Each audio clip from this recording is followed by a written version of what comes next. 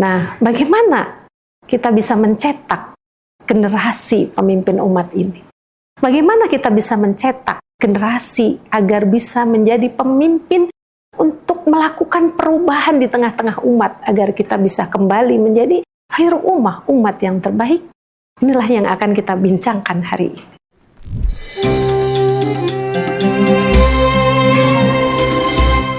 Bismillahirrahmanirrahim. Assalamualaikum warahmatullahi wabarakatuh.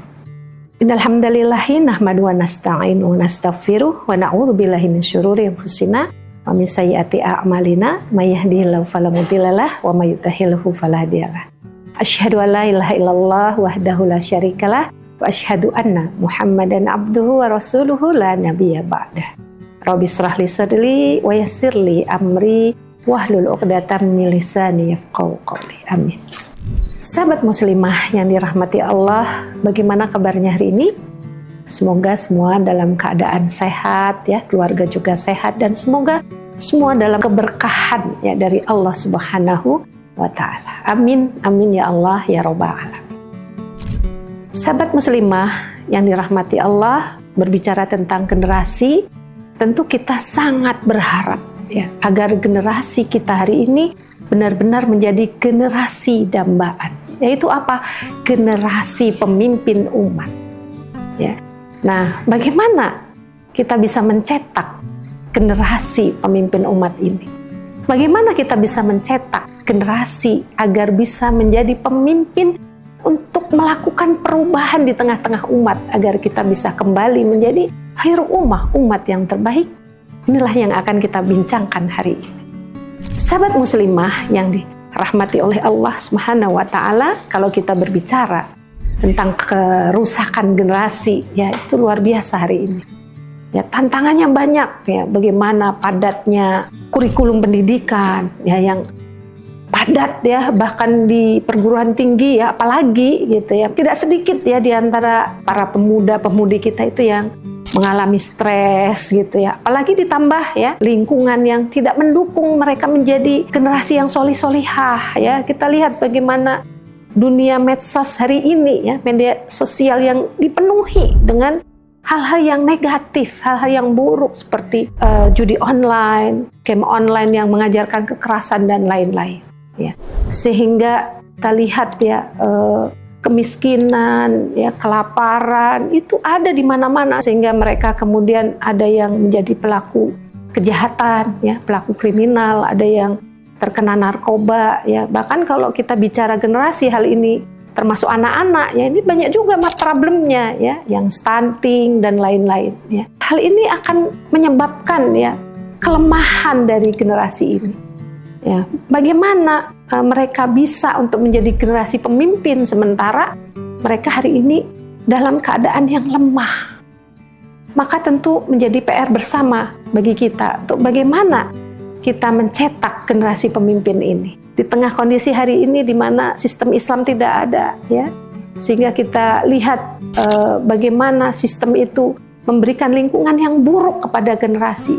Bahkan dari keluarga, di dalam rumah mereka, ya mereka banyak mendapatkan hal-hal yang buruk karena orang tua mereka tidak paham agama, tidak paham syariat, ya, sehingga mendidik juga salah.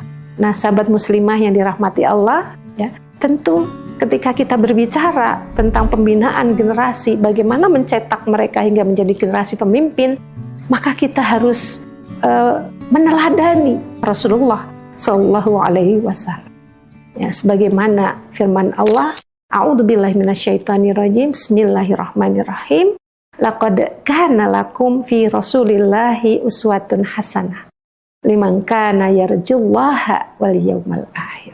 Sungguh ada pada diri Rasulullah SAW itu suri tauladan, ya, teladan terbaik ya bagi orang-orang yang mengharapkan kembali kepada Allah dan hari akhir yang baik, yaitu jannah, surganya Allah.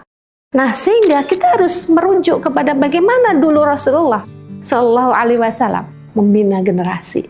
Langkah-langkah strategisnya yang pertama, ya, kita harus paham terlebih dahulu, ya, siapa yang harusnya melakukan pembinaan ini. Siapa? Itu adalah keluarga, ya, masyarakat, ya, apapun yang ada di masyarakat, apakah itu sebuah komunitas, lembaga, sekolah, ya. Jadi harus bersama-sama untuk melakukan pembinaan ini. Dan tentunya seharusnya pembinaan yang terbaik itu harus dilakukan oleh negara. Negara yang kemudian akan membuat kurikulum pendidikan yang sesuai dengan Islam, gitu ya. Bagaimana memastikan tidak ada medsos yang merusak akhlak para pemuda, ya, para anak-anak ini, ya, dari kecil itu mereka sudah pegang HP. Ya. Nah, maka di sini kita harus memastikan bahwa semua pihak, ya, yang berkewajiban untuk membina generasi itu melakukan tugasnya.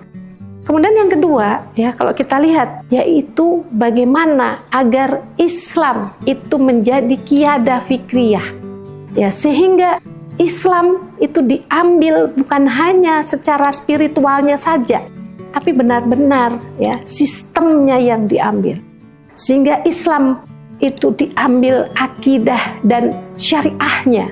Kita harus membina anak-anak kita, gitu ya, para generasi ini, agar mereka benar-benar menjadikan Islam sebagai way of life, ya, sebagai jalan hidup mereka. Kita juga harus bagaimana agar mendidik, ya, anak-anak ini agar supaya mereka memiliki kepribadian Islam, yaitu apa?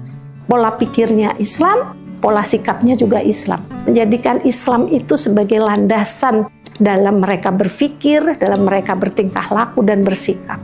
Kemudian yang ketiga, memiliki kesadaran politik Islam, ya, wahyu siasinya adalah Islam. Kita lihat bagaimana dulu Rasul itu membina, ya, para pemuda ini sehingga mereka mau berjuang, ya, untuk bisa mendakwahkan Islam di tengah-tengah umat, ya. Kita lihat, ya, ada beberapa sahabat Rasul itu yang dari masih umur 7-8 tahun, ya, seperti Sayyidina Ali bin Abi Thalib itu sudah masuk dalam barisan Rasul.